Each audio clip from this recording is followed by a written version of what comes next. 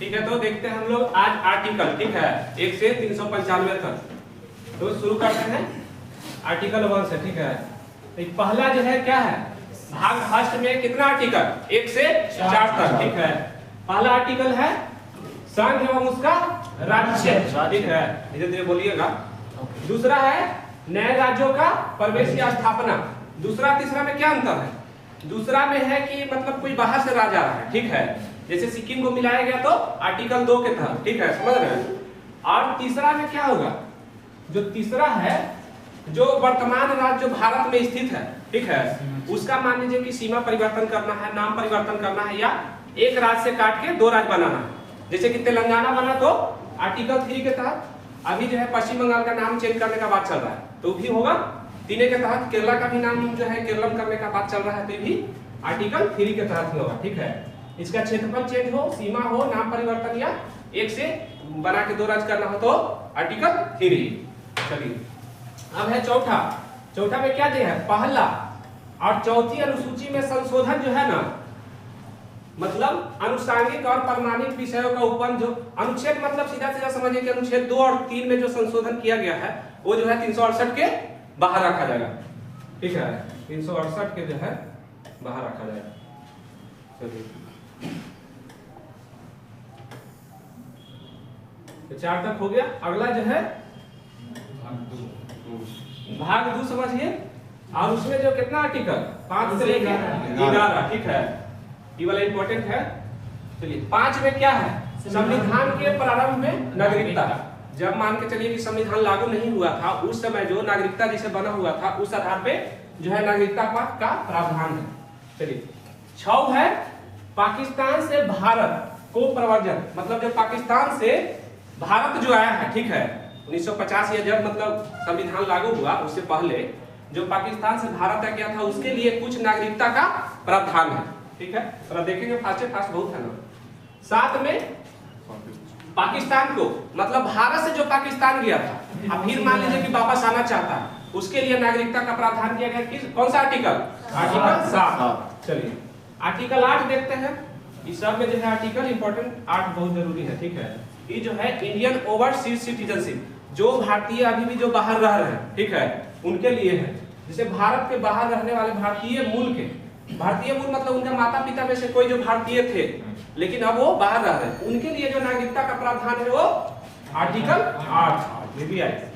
चलिए अब है 9, विदेशी राज्य की नागरिकता अगर स्वेच्छा से अर्जित करते हैं तो फिर आपका नागरिकता चल जाएगा, ठीक है, बिना पूछले जब एने ओने जाइएगा तो दिक्कत है, ठीक है। ये हो गया 9। 10 है नागरिकता के अधिकारों का बना रहना। मान के चलिए कि कुछ उल्टा पुल्टा काम नहीं करते हैं, है ना, देश विरोधी काम कुछ नहीं करते हैं तो आर्टिकल आपका नागरिकता जो है बना रहेगा। कौन सा आर्टिकल, 10, आर्टिकल 10। अब है कि भाई नागरिकता में जो है कोई संशोधन समय समय पर करना पड़ता है, देख रहे हैं कि घुसपैठी सब आ रहा है तो उसमें जो है संशोधन करने या मान लीजिए कि उसका कुछ नियम में चेंज करने का प्रावधान किसके पास है, संसद के पास। तो किस आर्टिकल में, 11।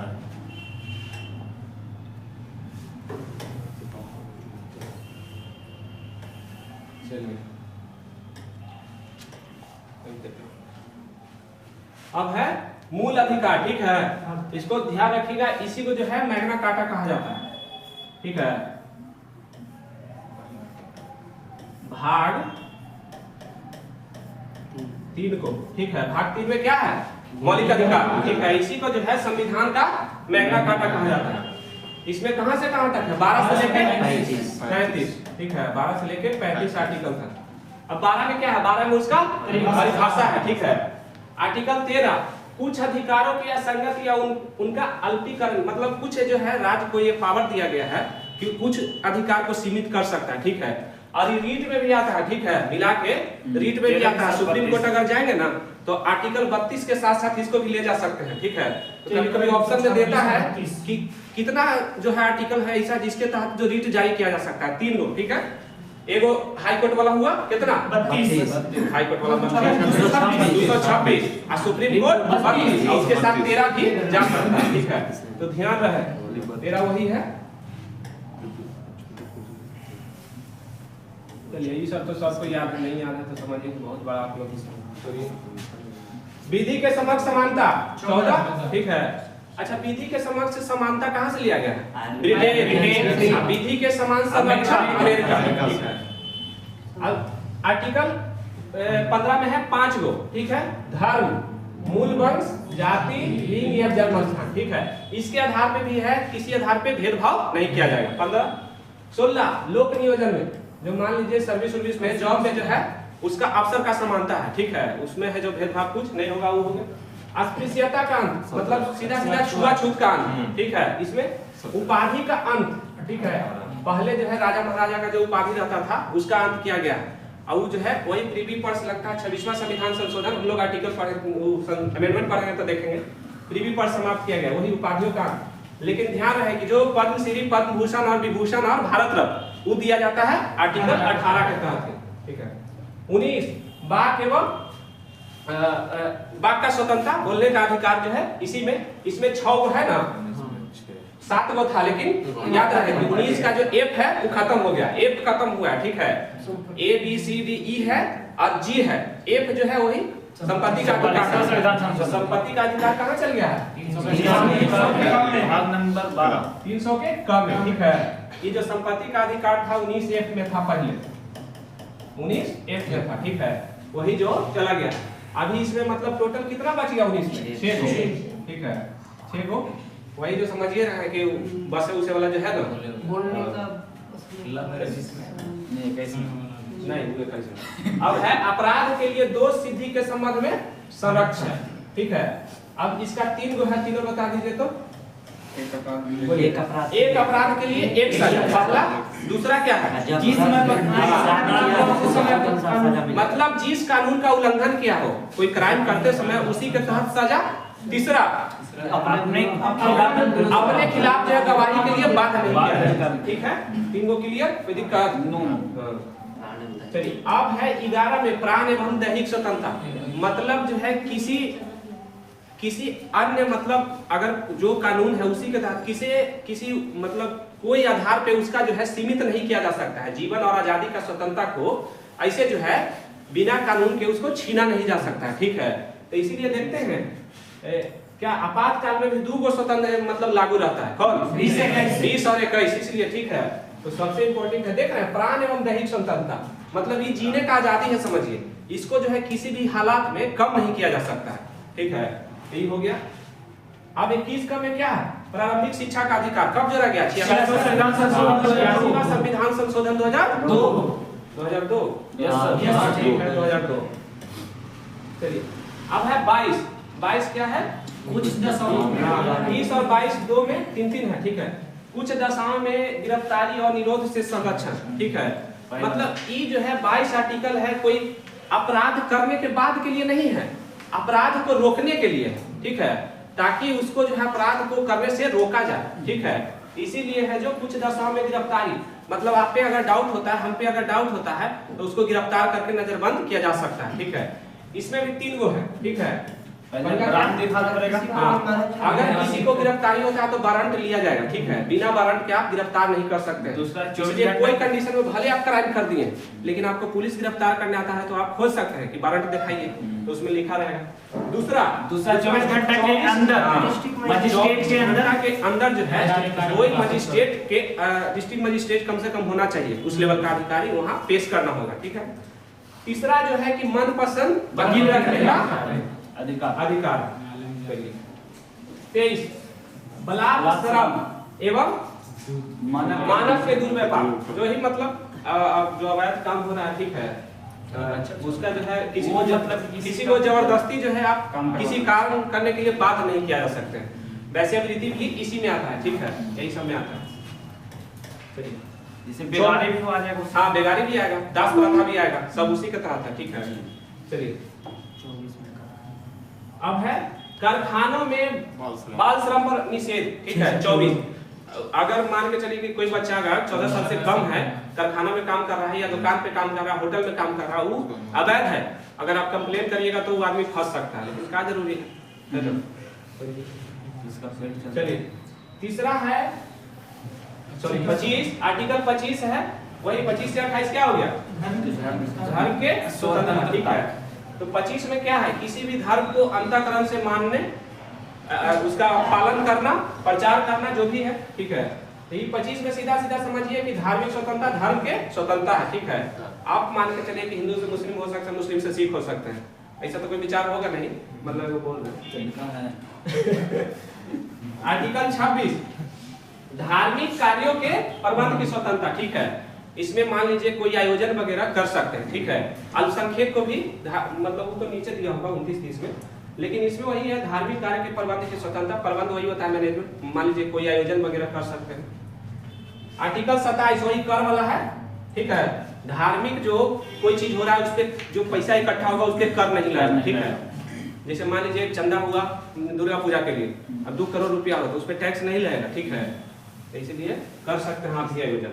ये भी है जो 28 किसी निश्चित शैक्षणिक संस्थानों में धार्मिक निर्देश अथवा पूजा में उपस्थित होने की स्वतंत्रता भी है, और इसमें इसी में है आर्टिकल में कि जो धार्मिक शिक्षा जो है नहीं दिया जा सकता है, ठीक है। लेकिन अब रोक भी नहीं सकते हैं, ठीक है। अब सरस्वती पूजा में कोई मुसलमान आएगा तो आप भगा नहीं सकते, ठीक है। या मान के चले कि ईद है तो जा सकता है, तो वही बात है। और उसमें है कि धार्मिक शिक्षा भी आप नहीं दे सकते, ठीक है। अब स्कूल में नहीं है कि एकदम मार के एकदम कुरान पढ़े ले, फलना चिलना ढकना एकदम मार के एकदम, ये सब गलत बात है।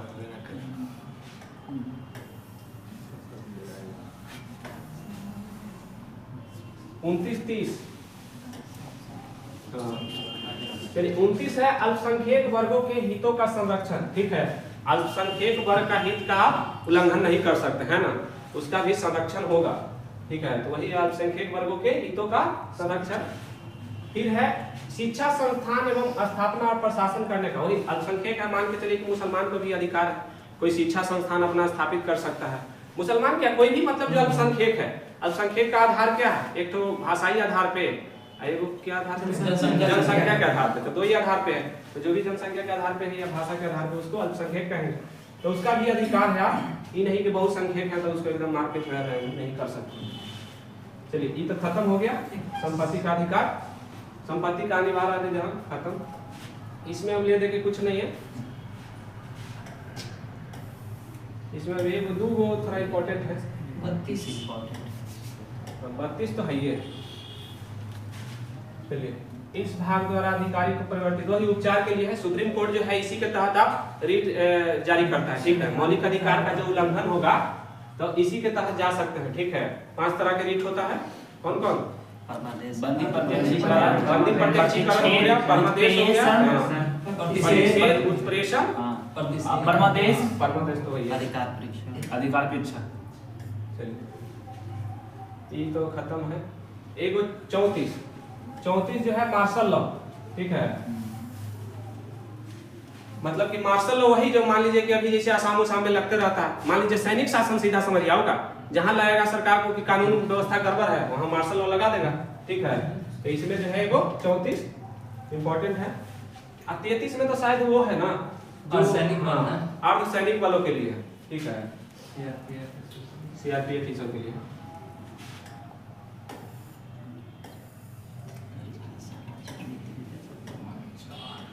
चलिए ये हो गया डीपीएसपी, बुझ रहे हैं ना DPSP, directive principle of state policy, ठीक है। इसमें कहाँ 36 से 51, ठीक है।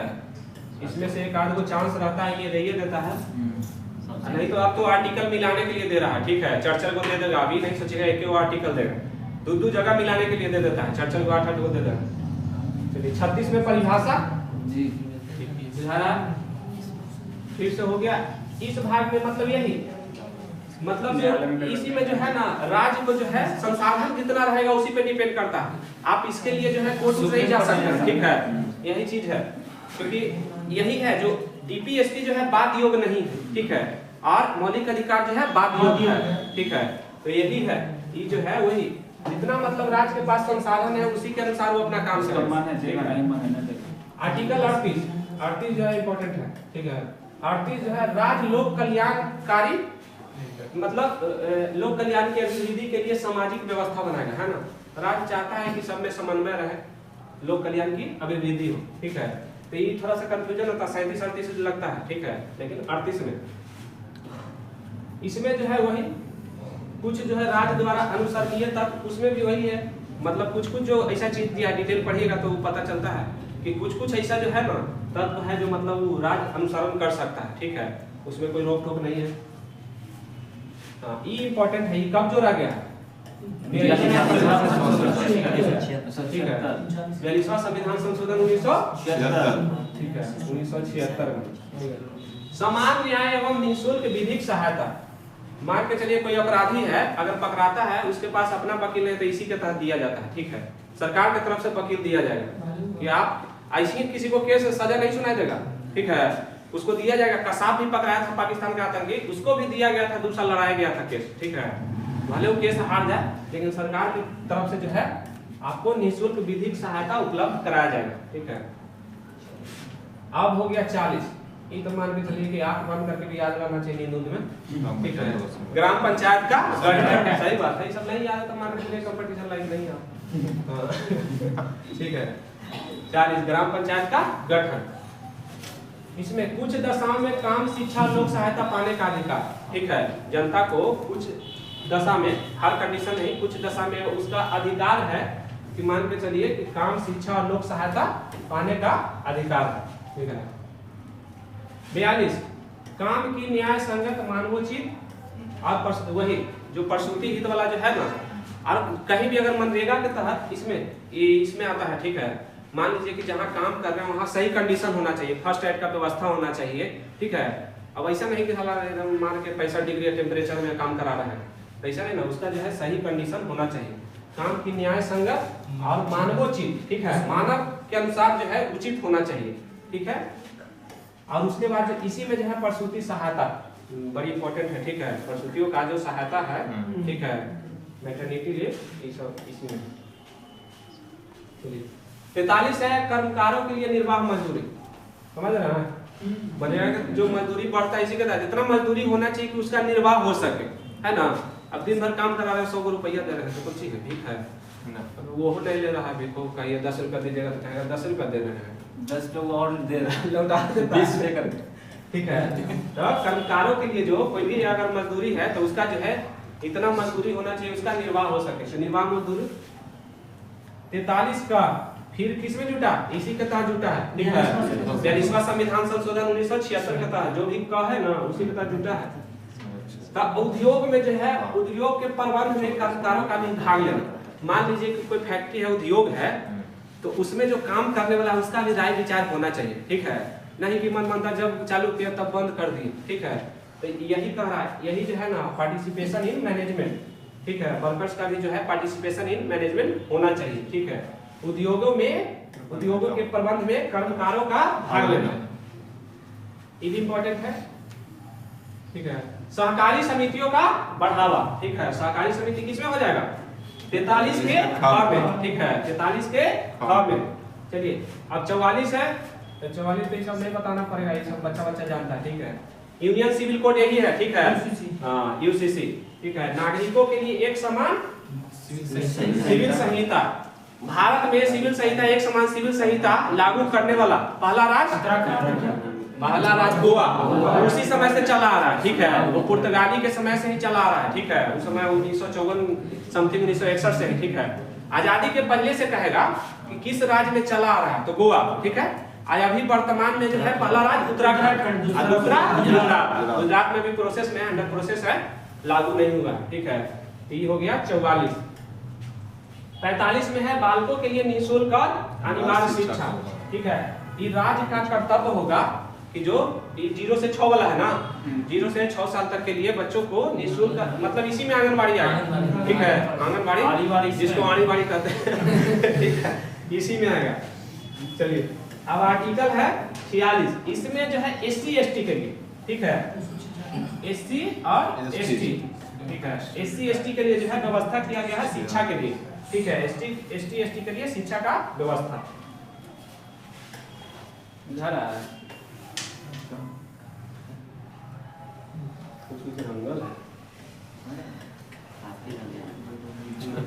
चलिए अब है 47, पोषाहार स्तर एवं जीवन स्तर को सुधार करना, ठीक है।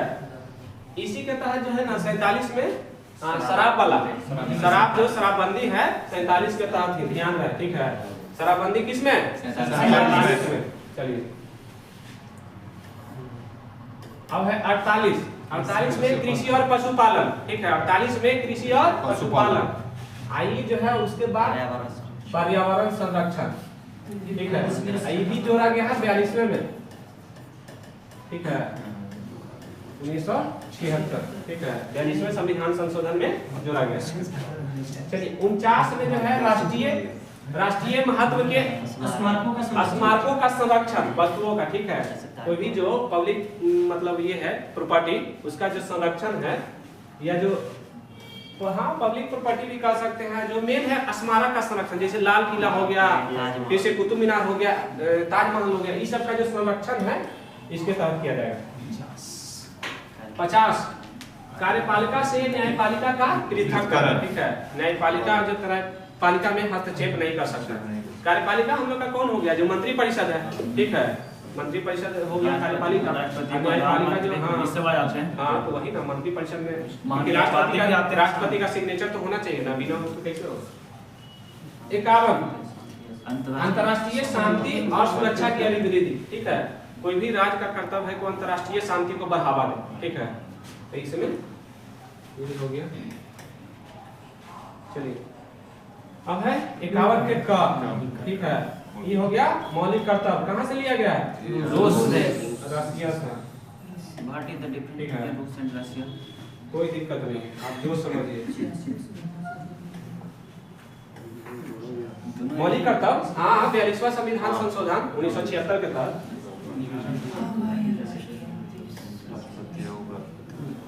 अब आया राष्ट्रपति और उपराष्ट्रपति, ठीक है। मतलब यहाँ से संघ स्टार्ट हो जाता है, ठीक है।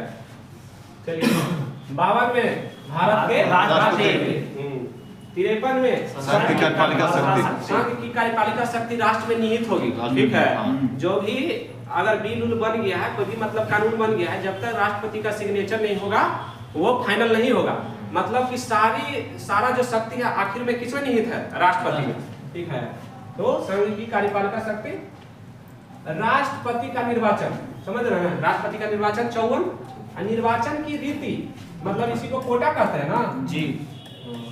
मतलब निर्वाचन किस आधार पे होगा? तो एकल संक्रमणीय मत पद्धति पे होता है, ठीक है, यही होगा। कोटा होता है। राष्ट्रपति की पद अवधि, ये जो जनरली कितना होता है? 5 साल, ठीक है। एक जनरली होता है 5 साल राष्ट्रपति की पद अवधि। कौन में? आर्टिकल 56, ठीक है। आर्टिकल 57 के लिए पात्रता, ठीक है। ऐसे राष्ट्रपति जो है कितना बार निर्वाचित हो सकता है? भारत में उसका कोई लिमिटेशन नहीं है, लेकिन अमेरिका में लिमिटेशन है 2 बार, ठीक है। भारत में भी होना चाहिए, राष्ट्रपति का होना हो, प्रधानमंत्री का जरूर होना चाहिए, ठीक है। डायरेक्ट बात कीजिए। राष्ट्रपति का निर्वाचन होने के लिए देखिए इंसान के लिए इशारा काफी है, बाकी हम राष्ट्रपति के निर्वाचन होने के लिए अर्हता, ठीक है। मतलब वही जो भारत के नागरिक हो, 35 वर्ष का उम्र पूरा कर लिया हो, लोकसभा के बनने के लिए योग्य हो, वही शर्त में भी वही आएगा। शर्त में लेकिन वो हमको लगता है पागल दिवालिया सन्यासी में ये सब आएगा। कुछ जो है शर्त वाला में अलग आएगा, ठीक है। याद रखिए 58 में जो है अवताएं, 59 में शर्त, ठीक है। शपथ प्रतिज्ञा 60 में, ठीक है। अब राष्ट्रपति को शपथ कौन दिलाता है? मुख्य न्यायाधीश, सुप्रीम कोर्ट के मुख्य न्यायाधीश, ठीक है। सुप्रीम कोर्ट के मुख्य न्यायाधीश। राष्ट्रपति पर महाभियोग चलाने की प्रक्रिया 61। ये कहाँ से लिया गया है? अमेरिका संविधान से, ये जो है यूएसए से लिया गया। राष्ट्रपति के पद में रिक्ति को भरने के लिए निर्वाचन का समय और आकस्मिक रिक्ति के लिए निर्वाचित व्यक्ति की पद अवधि 62। मान लीजिए कि राष्ट्रपति का पद एकाएक रिक्त हो जाता है, तो उसके लिए जो भी व्यक्ति जो है निर्वाचित होगा और बस 6 महीना के लिए होगा, ठीक है। 6 महीना के अंदर उसका एनी हाउ चुनाव होना चाहिए, ठीक है। तो ये जो हो गया 62। 63 में भारत का उपराष्ट्रपति, क्या बुझे? भारत के उपराष्ट्रपति 63। 64 में है उपराष्ट्रपति का राज्यसभा का पदेन सभापति होना, ठीक है। आर्टिकल 64 में है उपराष्ट्रपति जो है राज्यसभा का पदेन सभापति होता है, ठीक है। सभापति तो राज्यसभा का कौन करता है? यही अच्छा, उपराष्ट्रपति को जो वेतन मिलता है उपराष्ट्रपति के रूप में कि सभापति सभापति के रूप में अभी कितना वेतन मिलता है? 4 लाख। ठीक है, अभी जो मिलता है इनको 4 लाख। 4 लाख।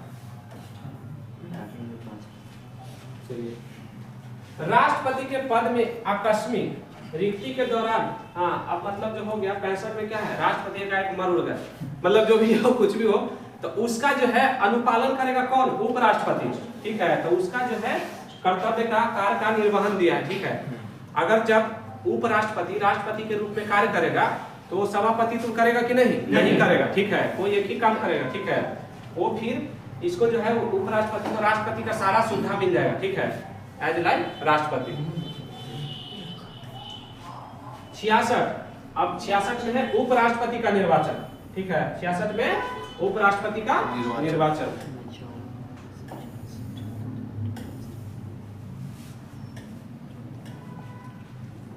चलिए, 67 उपराष्ट्रपति के पद अवधि वही होता है 5 साल ही। ठीक है, 67 में 68 उपराष्ट्रपति के पद में रिक्ति को भरने के लिए निर्वाचन करने का समय जो राष्ट्रपति में कितना था? 62 में ना, वही चीज यहाँ भी क्या है? 68 में। ठीक है, मान लीजिए कि उपराष्ट्रपति को कुछ हो गया या किसी कारण से इस्तीफा दे दिया, अभी देखे थे ना, तो उसमें जो है तो यहाँ तो आकस्मिक रिक्ति को भरने के लिए और जो है उसका जो निर्वाचित व्यक्ति की पद अवधि तो इसी में दिया है। ये भी जो है 6 महीना तक जनरली रहता है। 67 की एक वो दिए थे। ठीक है, वो दिए थे। ठीक ना, ये देने वाला बात नहीं है, ये है जो व्यक्ति इस पद को धारण करेगा। मान लीजिए कि अभी जो खाली हुआ था अभी तो चुनाव हो गया, बीच में उसके जगह कोई आया नहीं, तुरंत चुनाव हो गया 1 महीना के अंदर। अगर मान लीजिए कि वो खाली हुआ था तो कोई व्यक्ति को बैठाया जाता। ठीक है, तो वो जो है 6 महीना तक रहते और 6 महीना के अंतर्गत चुनाव होता। वो चीज यहाँ दिया है। और वो जो इस्तीफा दिए वो 67 की 1 के तहत था। ठीक है, वो जो इस्तीफा दिए वो 67 की 1 के तहत था। चलिए, आर्टिकल 69 उपराष्ट्रपति का शपथ और प्रतिज्ञान। उपराष्ट्रपति का शपथ प्रतिज्ञान कौन दिलाएगा? राष्ट्रपति। हाँ। 70 अन्य आकस्मिकताओं में राष्ट्रपति के कृत्यों का, हाँ मतलब आप कोई कारण हो एकाएक राष्ट्रपति गए कुछ हो जाए तो उपराष्ट्रपति का कर्तव्य है कि संभालेगा कुछ दिन के लिए। चलिए, 71 में राष्ट्रपति उपराष्ट्रपति के निर्वाचन से संबंधित जो विषय होगा उसका सुनवाई कौन करेगा? Supreme court. ठीक है, राष्ट्रपति उपराष्ट्रपति से ध्यान रहे, सुप्रीम कोर्ट। चलिए, कहाँ चल गया? लगता है वो एडिट नीचे ऑफिस में रखा होगा। ऐसे नहीं करेंगे, एडिट करेंगे ना रह गया वहीं लिख दीजिए ना, बाहर का समाधान हो जाएगा।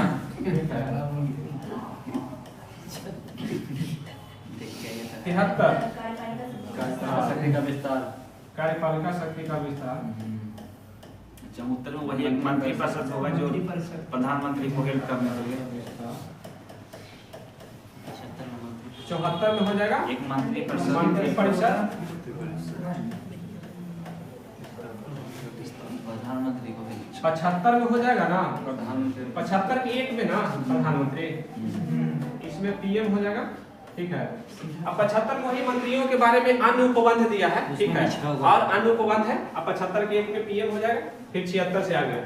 ठीक है, 76 में भारत का महान्यायवादी। ठीक है, अभी भारत वर्तमान में महान्यायवादी आर वेंकटरमणी। ठीक है।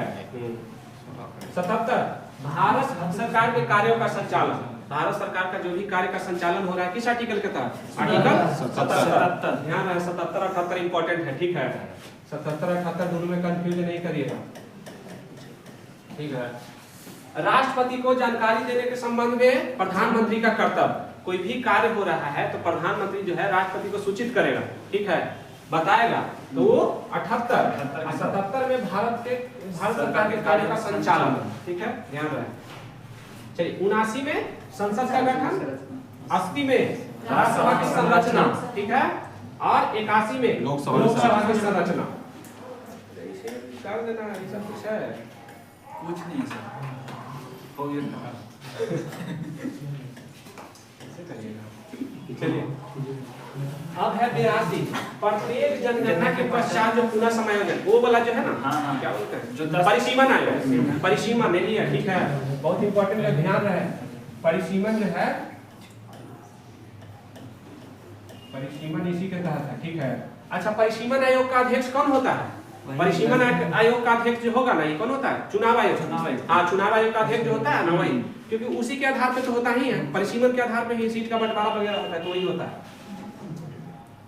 देखिएगा, कोई अगर दिक्कत है तो बोलिएगा। चलिए, संसद के सदनों की अवधि। अब संसद का जो सदन का अवधि है उसका बारे में उल्लेख है इसमें, किसमें? 83 में। चलिए, लोकसभा का कार्यकाल कितना? 5 साल। और राज्यसभा के राज्यसभा के सदस्यों का कार्यकाल होता है, ठीक है। राज्यसभा का कोई कार्यकाल नहीं होता है, ठीक है। राज्यसभा के सदस्यों का कार्यकाल होता है। चलिए, आर्टिकल 84 सदस्यों की सदस्यता के लिए, सदस्यों के लिए जो है उसका जो अर्हताएं होना चाहिए, क्या क्या गुण होना चाहिए, 25 साल उम्र पर पूरा कर लिया हो, ठीक है। और मान के चलिए कि वो पागल दिवालिया ये सब जो है ना, सन्यासी नहीं हो, आप वो सन्यासी नहीं समझिएगा जो बीजेपी जुड़े हैं। चलिए 85 संसद के सत्र 17वां और विघटन इसी के तहत होता है। आई करेगा कौन? राष्ट्रपति करेगा, ठीक है। 17वां विघटन सब कौन करेगा? राष्ट्रपति करेगा। अरे तो करेगा तो सब प्रधानमंत्री करेगा, राष्ट्रपति तो तोता है, ठीक है। वो राष्ट्रपति का भारत में कोई पावर नहीं है, राष्ट्रपति को कॉस्मेटिक पद है, ठीक है। भारत में 2-3 गो जो पद है, इतना खर्चा होता है। राष्ट्रपति, राज्यपाल, राज्यसभा, विधान परिषद, ये सब का कोई जरूरत नहीं है, ठीक है। सब ऐसी खाली है, इसमें अरबों खरबों डेली खर्चा है। चलिए 86 संसद सदनों के अभिभाषण और उनका संदेश भेजने का राष्ट्रपति का कर्तव्य, ठीक है। ये जो है मतलब, अच्छा, राष्ट्रपति का अभिभाषण कब होता है या संदेश भेजते हैं? या प्रत्येक साल जो नया सदन प्रारंभ होगा, हाँ, या प्रत्येक चुनाव के बाद, ठीक है। वो राष्ट्रपति का कर्तव्य। देखते नहीं होगा, राष्ट्रपति या राज्यपाल 26 जनवरी के जो है सरकार का जो मैनिफेस्टो होता है उसको पढ़ते हैं कि क्या क्या सरकार द्वारा कार्य किया गया। तो राज्य में राज्यपाल करेंगे और उधर राष्ट्रपति करेंगे। इसमें विशेष अभिभाषण है, ठीक है। इसमें कुछ जो है विशेष अभिभाषण विशेष परिस्थिति में, ठीक है। विशेष परिस्थिति में जो है राष्ट्रपति मान के चलिए कि देश को संबोधित करेंगे या कुछ भी संसद को संबोधित करेंगे, ये विशेष अभिभाषण है। 87 ध्यान रहे, 87 में विशेष अभिभाषण। 88 मंत्रियों के बारे में और महान्यायवादी के अधिकार, ठीक है। भाई मंत्री है तो मंत्री और महान्यायवादी का भी कुछ अपना अधिकार है, उसी का जो चर्चा है वही है कि महान्यायवादी है जो बैठ सकता है किसी भी सदन में, वोट नहीं दे सकता है। हाँ, महान्यायवादी के बारे में वही हुआ कि मान के चलिए कि किसी भी संसद में बैठ सकता है, लेकिन वो बस वोट देने का अधिकार नहीं है, ठीक है। क्योंकि वो जो है सरकार का मुख्य विधि अधिकारी है ना, तो मान के चलिए कोई भी कानून से संबंधित मामला होगा तो बैठता है। 89 राज्यसभा का सभापति और उपसभापति, ठीक है। राज्यसभा का सभापति, इसलिए ध्यान रहे कि जो उपराष्ट्रपति के बारे में, उपराष्ट्रपति जो है सभापति के रहेगा, ठीक। तो किस किस आर्टिकल में? 64 हाँ 64, इसके प्लस 64 और 89 कहेगा कि किस आर्टिकल में जो है उपराष्ट्रपति को राज्यसभा के रूप में जो है उल्लेख है, राज्यसभा के सभापति के रूप में। तो ठीक है, 64 में तो है ही है सीधे सीधे, आज यहाँ भी है राज्यसभा के सभापति और उपसभापति के बारे में उल्लेख, ठीक है। 64 और 89 दोनों। 90 उपसभापति का पद रिक्त होना, पद त्याग और पद से हटाया जाना, ठीक है। ये जो सीरियल है यहाँ से लेके, क्या समझे, ठीक है। हाँ, मान लीजिए कि उपसभापति का पद रिक्त होना, पद त्याग और पद से। अब कहिएगा कि उपसभापति सभापति इसलिए नहीं दिया कि सभापति उपराष्ट्रपति होता है, ठीक है। इसीलिए यहाँ जब यही आइएगा लोकसभा के अध्यक्ष और उपाध्यक्ष, तो उसमें अध्यक्ष और उपाध्यक्ष दोनों का चर्चा रहेगा, ठीक है। लेकिन यहाँ जो सभापति का चर्चा नहीं है, क्योंकि सभापति का जो उपराष्ट्रपति का हटाने का वो जो प्रक्रिया वो अलग है। 91 सभापति के पद के कर्तव्यों का पालन, सभापति के, हाँ मतलब सभापति के पद के कर्तव्यों का पालन, सभापति के रूप में कार्य करने की उप सभापति अन्य व्यक्तियों की शक्ति, ठीक है। मान लीजिए कि अब उपराष्ट्रपति नहीं है तो सभापति तो नहीं हुए, तो उसके जगह पे जो उप सभापति होंगे, जैसे अभी हरिवंश नारायण सिंह, ठीक है, तो बीच में जो हट गए थे जगदीप धनखड़, तो वही कर रहे थे सभापति, ठीक है, उप सभापति। तो उन्हीं का जो है ना अब कर्तव्य का उल्लेख है। जब उप सभापति सभापति के रूप में कार्य करेंगे तो फिर वेतन उतन सब उन्हीं का मिलने लगेगा, तो उसी का उल्लेख है। अब है 92 में है कि जब सभापति उप सभापति का पद से हटाने का कोई संकल्प विचाराधीन है, मान लीजिए कि कोई प्रक्रिया चल रहा है हटाने का, तो उस समय जो है वो सभापतित्व नहीं करेंगे, ठीक है। मतलब पीठासीन नहीं रहेंगे, वही हुआ कि सभापतित्व नहीं करेंगे, लेकिन उनको जो है 14 दिन पूर्व सूचना देना पड़ेगा कि ठीक है हम आपको हटाने जा रहे हैं, आप सोच लीजिए, सोच के क्या कीजिए।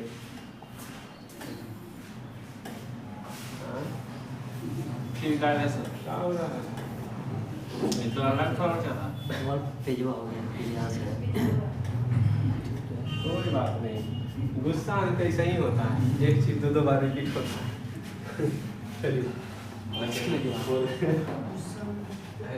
अब 93 हाँ 93 93 में सेम चीज जो 89 से हुआ था, क्या समझे? लोकसभा के अध्यक्ष और उपाध्यक्ष का चर्चा कहाँ है? 93। 94 में अध्यक्ष, देखे थे ना डिफरेंस हुआ ना, वहाँ सभापति नहीं दिया, यहाँ दिया, ठीक है। तो अध्यक्ष और उपाध्यक्ष का पद रिक्त होना, पद से हटाया जाना, उसका उल्लेख जो है 94, ठीक है। 95 वही अध्यक्ष के पद के कर्तव्य का पालन या अध्यक्ष के रूप में जो उपाध्यक्ष है या उपाध्यक्ष की जगह कोई और व्यक्ति काम करे उसका उल्लेख है इसमें। 95 96 में जब जो है अध्यक्ष या उपाध्यक्ष का वही हटाने का प्रक्रिया रहेगा तो नहीं करेगा, क्या समझ रहा ना, वो कार्य का संचालन नहीं करेगा, मतलब सभापतित्व या अध्यक्षता नहीं करेगा।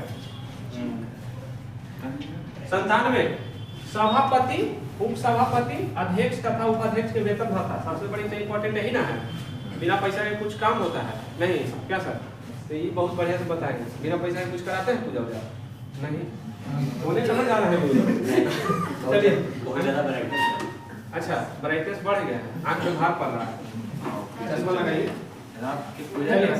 संसद का सचिवालय इसमें 98, संसद का सचिवालय 98। 99 में सदस्यों द्वारा शपथ या प्रतिज्ञान, ठीक है, संसद सदस्य वही ना, इसी के तहत ना दिलाता है, प्रोटेम स्पीकर जो है सबको शपथ दिलाता है। चलिए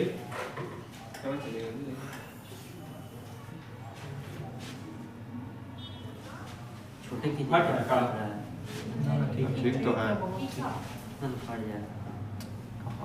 चलिए सदनम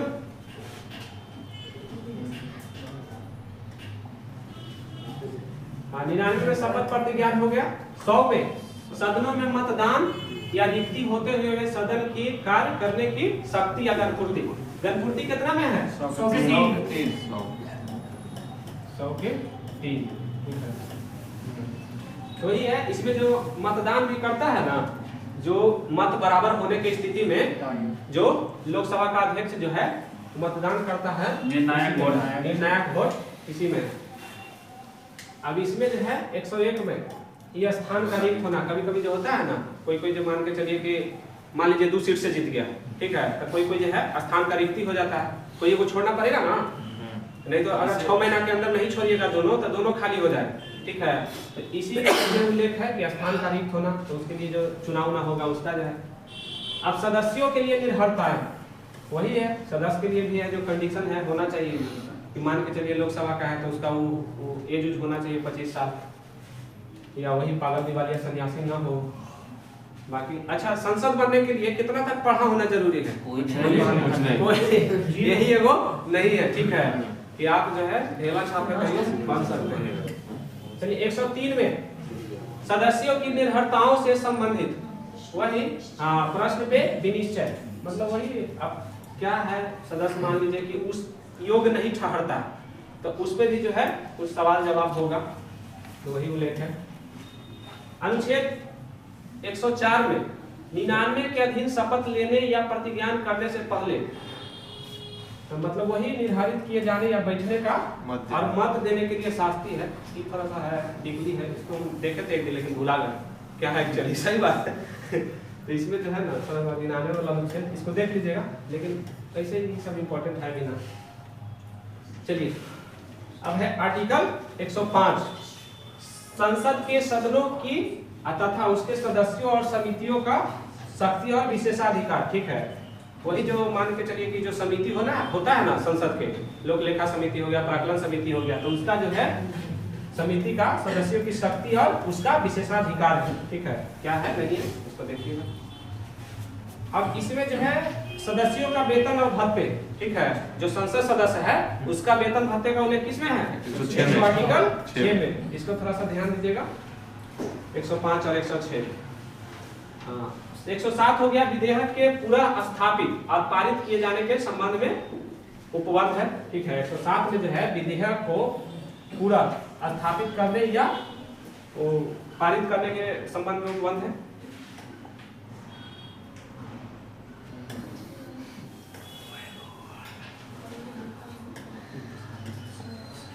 चलिए, ये तो बड़ी इंपॉर्टेंट है ना, ऐसा आपको याद रहता है इसलिए पूछता नहीं है। कहीं पूछेगा वही जो कंफ्यूजन होगा, वो सब आ नहीं रहा, 108 है, 44 है, 40 और 32 दे नहीं रहा, ठीक है। ऐसे लेकिन याद रखिएगा, कम से कम छटाएगा तो क्वेश्चन छटाएगा कहाँ से? जो टेढ़ रहेगा याद नहीं होगा, हल्का याद करिएगा नहीं, देगा टेढ़ तो हल्का याद रहेगा तो टेढ़ छटेगा, ठीक है। मतलब सीधा सीधा कहना है, याद करना है। चलिए, 109 आर्टिकल 109 में धान विधेयक, हाँ 109 और 10 में कंफ्यूजन होता है, गलती होता है, ठीक है। वहाँ बाबा नहीं बनना है, आपको नहीं बोलना, ठीक है। इसमें जो है धान विधेयक के संबंध में विशेष प्रक्रिया, ठीक है, उसमें जो है उल्लेख किया गया। इसमें जो है 110 में परिभाषा, ध्यान रहे धान विधेयक होता क्या है, वो परिभाषा इसमें दिया गया है। अच्छा, धान विधेयक को परिभाषित कौन करेगा? कौन जो धान विधेयक है कौन नहीं है? लोकसभा अध्यक्ष, ठीक है, लोकसभा अध्यक्ष, ध्यान रहे। तो इसमें परिभाषा, इसमें प्रक्रिया, ये दोनों याद रहना चाहिए, नहीं तो बड़ी दिक्कत है। 111 विधेयक पे अनुमति, ठीक है, विधेयक पे अनुमति 111। 112 तो बजट हो गया, हाँ उल्लेख नहीं है लेकिन बजट, ठीक है। ऐसे बजट शब्द का कहीं संविधान में चर्चा नहीं है। वार्षिक वित्तीय विवरण, ठीक है, 112 के तहत। 113 संसद में प्राक्कलनों के संबंध में प्रक्रिया, ठीक है, जो है प्राक्कलन के संबंध में प्रक्रिया है 117। इसमें जो है इधर देखिए 9, 8, 9, 10, ठीक है, 12 तो है ये है। इधर से देखिए 16 बहुत इंपॉर्टेंट है, लेखानुदान, ठीक है, 17 हो गया, ठीक है। अब देखते हैं ई में विनियोग विधेयक, इसको देखिएगा, विनियोग विधेयक, विनियोग जो है ना लेखानुदान 14, 15, 16 में थोड़ा सा कंफ्यूजन होता है, ठीक है, 14, 15, 16 में, लेकिन क्लियर हो जाएगा। ई विनियोग हो गया। अरे विनियोग विधेयक वही है ना, विनियोग विधेयक लाया जाता है वित्त विधेयक के लिए, ठीक है। कोई भी जो, हाँ कोई भी जो धन है ना, जब तक आपका विनियोग विधेयक पारित नहीं होगा ना, आप धन निकाल ही नहीं सकते हैं संचित निधि से, ठीक है। तो वही जो है विनियोग विधेयक है। पहले जो है विनियोग विधेयक पारित कराना ही, वही जब विनियोग विधेयक नहीं पारित होता है ना, तो वोट ऑन अकाउंट लेखानुदान जो 116 के तहत लाया जाता है। अगर मान लीजिए कि किसी केस में विनियोग विधेयक पारित नहीं हुआ, तो नहीं पारित हुआ तो आप धन निकाल नहीं सकते हैं, इसीलिए एक व्यवस्था किया गया इमरजेंसी में लेखानुदान, इसी को इंग्लिश में वोट ऑन अकाउंट,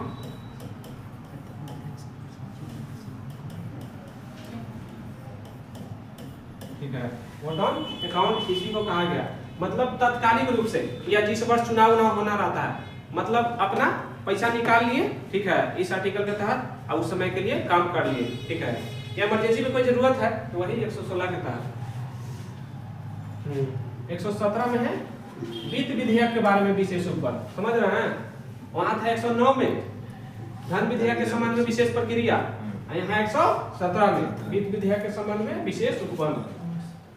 118 में है प्रक्रिया के नियम, ठीक है, इसको बस इतने याद रखें कि प्रक्रिया के नियम।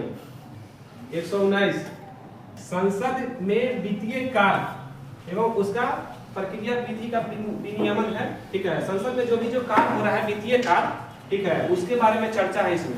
कौन सा आर्टिकल? आर्टिकल 119। अब ये जो है 20, 21 और 22, ठीक है, 23 भी ले लीजिए, 23 याद रहता है इसलिए देता नहीं है। चलिए, संसद में प्रयोग की जाने वाली भाषा, ठीक है, उसका जो है 120, ध्यान रहे 120 में संसद में प्रयोग की जाने वाली भाषा, ठीक है। 121 संसद में चर्चा पे निर्बंधन, ठीक है, मतलब ये जो है कार्रवाई का जांच नहीं किया जाएगा, यही उल्लेख है, ठीक है। जो संसद की जो है कार्रवाई चलता है उसका जो है जांच नहीं किया जाएगा, कोर्ट मतलब इस पे नहीं कर सकता है। आर्टिकल 122 जो न्यायालय द्वारा जांच नहीं किया जाना है, ठीक है। सॉरी 122 में जो है न्यायालय द्वारा संसद की कार्रवाई के जांच नहीं किया जाएगा, ठीक है।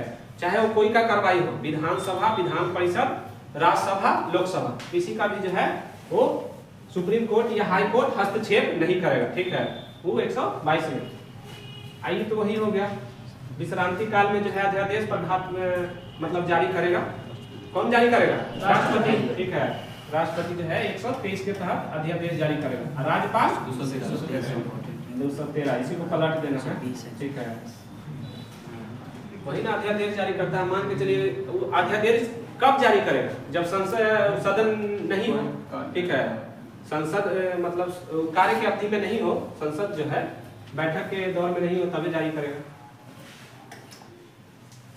अच्छा, राष्ट्रपति द्वारा जारी अध्यादेश कितना समय तक जारी रह सकता है? 6 सप्ताह। कितना? बस 6 सप्ताह। 6 दिन का 3 साल ना 42 दिन ना। बड़ी अफसोस आ क्योंकि बता रहे सर 6 सप्ताह। 6 माह 6 सप्ताह, ठीक है। अधिक 6 सप्ताह बोल रहे हैं, करीब वही बोल रहे हैं। 6 माह मतलब 6 सप्ताह अधिकतम 7 माह ये करते। अब ये कैसे होता है? क्योंकि 2 सदनों की अवधि मैक्सिमम 6 माह होना चाहिए, क्योंकि 6 माह के बाद आपको बुलाना ही बुलाना है सदन। तो 6 माह तो वो हो गया। और जब सदन शुरू हो जाता है उसके 6 सप्ताह तक लागू रहता है, ठीक है। अगर उस दौर में जो अध्यादेश जारी किया गया था, अध्यादेश मतलब एक तरह से कानून होता है, तो जो अध्यादेश जारी किया गया था अगर उस पर कानून बना देता है संसद तो ठीक है वो कानून बन जाएगा, नहीं तो 6 सप्ताह के बाद वो लैप्स कर जाएगा, ठीक है। तो इसमें ऐसे 2 तरह से, जनरली ऐसे 6 माह होता है, लेकिन मैक्सिमम कहेगा ना तो 6 माह 6 सप्ताह, ठीक है। लेकिन इसको 3 साल तक बढ़ाया जा सकता है। अरे वो तो आप बोल रहे हैं शासन, वो तो राष्ट्रपति शासन को 6 महीना को कर करके बढ़ाया जा सकता है, ठीक है। वो राष्ट्रपति शासन हो गया।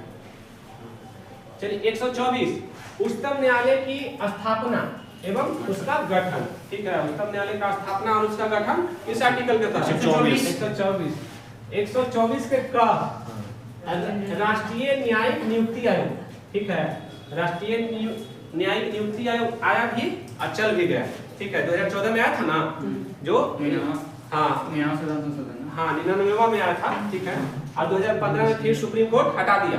अभी जो है जजों की नियुक्ति किस आधार पर होता है? कॉलेजियम प्रणाली, ठीक है। यहाँ पर है कॉलेजियम प्रणाली। 19 में हटाया उसको, 14 में वो रद्द जो कर दिया था 15 में, ठीक है। 19 में 14 में तो लगता है लेवे किए और उसी में रद्द कर दिया, ठीक है। तो अभी जो है जजों की नियुक्ति कॉलेजियम प्रणाली। कॉलेजियम मतलब जो है उसमें जज जो है नामित कर दिया, वो हो गया। अब जज जो है मान के चलिए कि अभी जो है लगभग वो 2-4-10 परिवार के मिला के पूरा जज का सिस्टम चल रहा है, ठीक है। सबसे ज्यादा अगर भ्रष्टाचार कहीं है तो उसी में, जुडिशियरी में ही, ठीक है। बोल नहीं सकते हैं। 124 के ख आयोग का कार्य, ठीक है। 124 के ग संसद में कानून बनाने की शक्ति। 125 में न्यायाधीशों के वेतन, ठीक है। अभी जो है सुप्रीम कोर्ट के न्यायाधीश को कितना मिलता है? 2,80,000। ये सब कैसे आप लोग करते हैं, ठीक है। और नॉर्मल जो जज होता है 50,000, इसको 50,000, ठीक है। और ये जो फिर हाई कोर्ट में हो जाएगा, हाई कोर्ट के चीफ जस्टिस को, हाई कोर्ट के चीफ जस्टिस को मिलेगा 2,50,000। और सुप्रीम कोर्ट के नॉर्मल जज को 2,50,000। और सुप्रीम कोर्ट के चीफ जस्टिस को 2,80,000।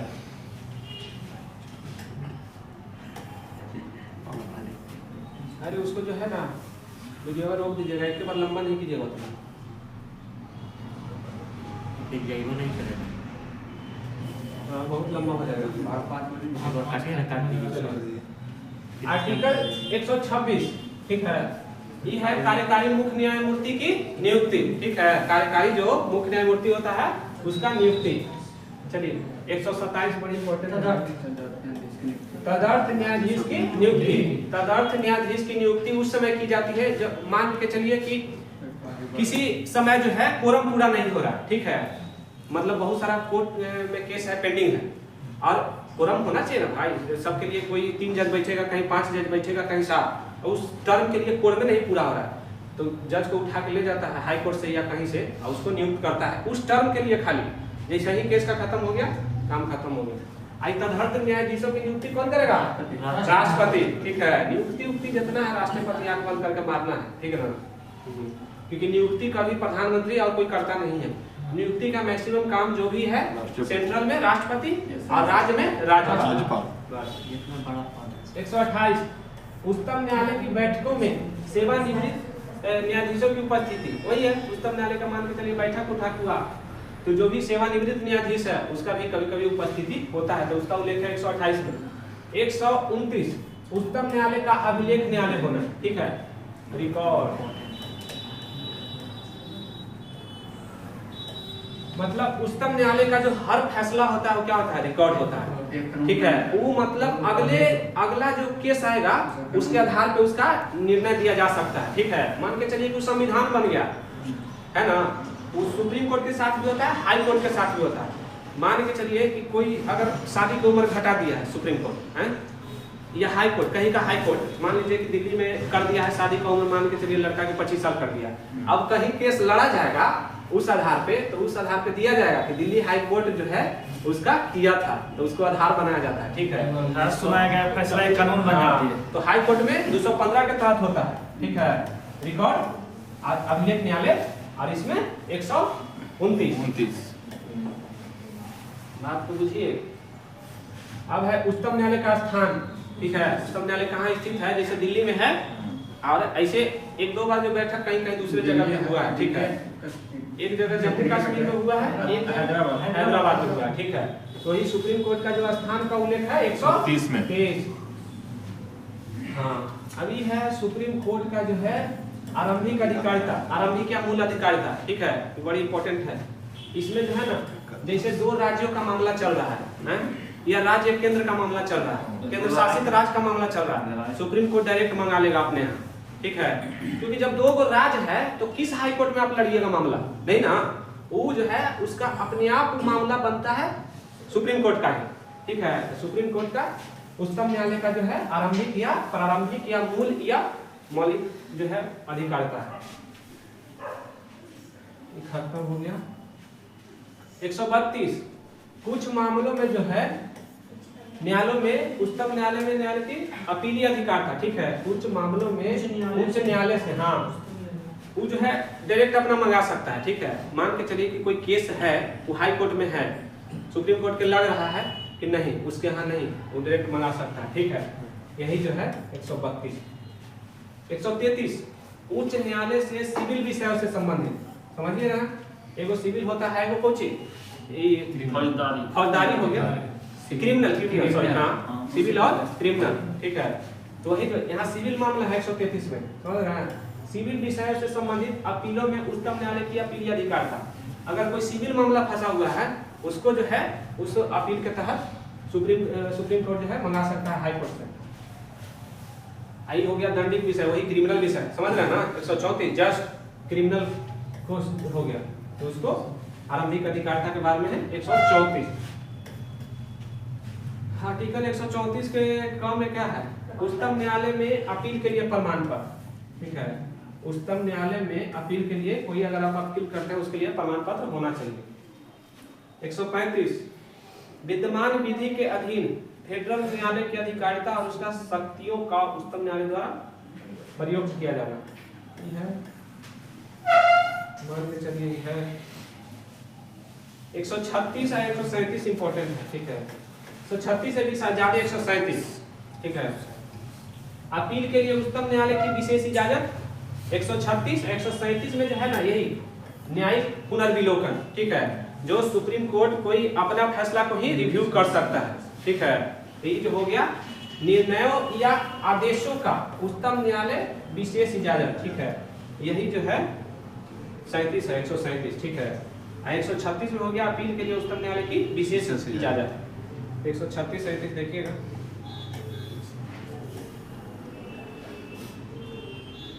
बाकी है सब बहुत डिटेल।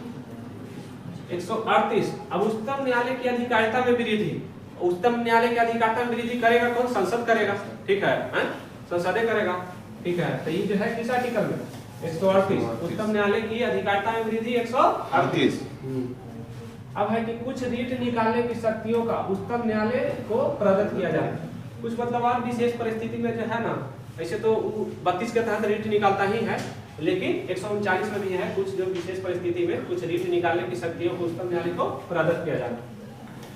वो 139 के का कुछ मामलों का अंतरम, ठीक है, वही जो ये भी मामला वही है, हाईकोर्ट से केस उस मंगाने वाला कुछ मामला का अंतरम, बाकी सब कुछ खास है नहीं। 140 में उच्चतम न्यायालय की अनुसांगिक शक्तियां हैं, कुछ होगा। 141 है उच्चतम न्यायालय द्वारा घोषित विधि का सभी न्यायालयों पर अवगत करना। हाँ, उच्चतम न्यायालय जो मान लेके चलिए उच्चतम न्यायालय का कोई भी जो विधि है या उसके द्वारा कोई फैसला दिया गया, वही तो बता रहे थे, उसके द्वारा जो कोई फैसला दिया गया है वो सभी न्यायालय पे बाध्य होगा, लागू होगा, ठीक है, उसको आप टाल नहीं सकते हैं, वहाँ बाप बैठा है। चलिए 142 उच्चतम न्यायालय डिक्रियों और आदेशों का प्रवर्तन और प्रकटीकरण कुछ ऐसी है। अब 143 ये तो बहुत इंपॉर्टेंट है, ठीक है, ये सबको याद भी रहता है इसलिए देता भी नहीं जल्दी। उच्चतम न्यायालय से परामर्श करने की राष्ट्रपति की शक्ति, ठीक है।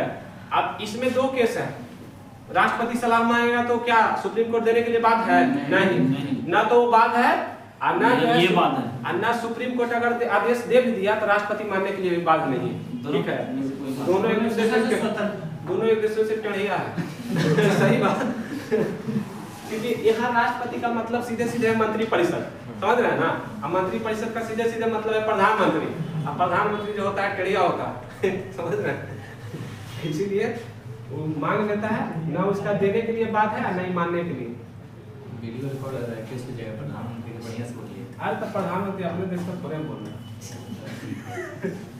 सिविल और न्यायिक पदाधिकारियों का उच्चतम न्यायालय द्वारा न्यायालय की सहायता में कार्य किया जाता है।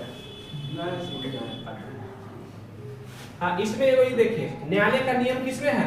145, ठीक है, न्यायालय का नियम जो है 145। देखिए देख के पढ़ना 395 संभव थोड़े है, देख के समझ में आइए होगा कौन कौन याद करना है, मैं बुझा रहा है तो वही है। उसमें 100 को आर्टिकल जो इंपॉर्टेंट है, 100 को याद कर लीजिएगा तो आप सब क्वेश्चन बना के आइएगा, ज्यादा जल्दी मट गुजार हो जाएगा। नहीं कोई कोई बुर्बक होता है, सभी रट के बैठा है और फिर वो एग्जाम में गलत मार देगा। अब सब याद कर ले, 148 भूल आ गए तो गोबर ना है, हैं? तब इसमें जो है क्या है? कैद है, कैद, हाँ, कैद के फुल फॉर्म कुछ होता है बोलिए? कंट्रोलर नहीं, कंपट्रोलर, कंपट्रोलर, COM होता है, कंपट्रोलर एंड ऑडिटर में ही है, ऑडिटर जनरल। देखिएगा स्पेलिंग गलती नहीं ना, गलती है, कौन वाला है? डबल एल होगा क्या? अरे जब आदमी गलती बोलता है हाँ डबल एल अभी यार वो कंट्रोलर जो भी हो, मतलब समझ रहे हैं, कर्ण नहीं होगा, ठीक है, कम होगा, ठीक, कर्ण नहीं होगा, कंट्रोलर नहीं होगा, कंपट्रोलर होगा, ठीक है, comptroller and auditor general of India जो भी है। चलिए 149 नियंत्रक महालेखा परीक्षक के कर्तव्य और शक्ति, ठीक है। 148 अब भूल जाइए, ये सब याद रखिए तीनों, ठीक है। 148 उसको भी पता है कि लेखन सब याद करके भुला गया। नियंत्रक और महालेखा परीक्षक का जो कर्तव्य और शक्ति होगा 149 में। 50 में जो होगा संघ और राज्यों का लेखाओं का प्रारूप, जो संघ और राज्य में जो लेखा का प्रारूप तैयार करेगा उसका उल्लेख है। और उसके बाद जो सम परीक्षा प्रतिवेदन, मान लीजिए कि वहां है तो राष्ट्रपति को प्रतिवेदन देगा, वो अपना जो जांच उच करके प्रतिवेदन जो सौंपेगा, प्रतिवेदन मतलब वही सौंपना, तो वो होगा राष्ट्रपति को सौंपेगा। अगर राज्य में वो जांच किया है तो राज्यपाल को सौंपेगा, ठीक है। तो ये हो गया 151, समझ रहे हैं जी। 48, 49, 50 और 51, तो इसमें सब इम्पोर्टेंट है, खाली 148 याद करके रहिएगा तो नहीं कुछ होगा। चलिए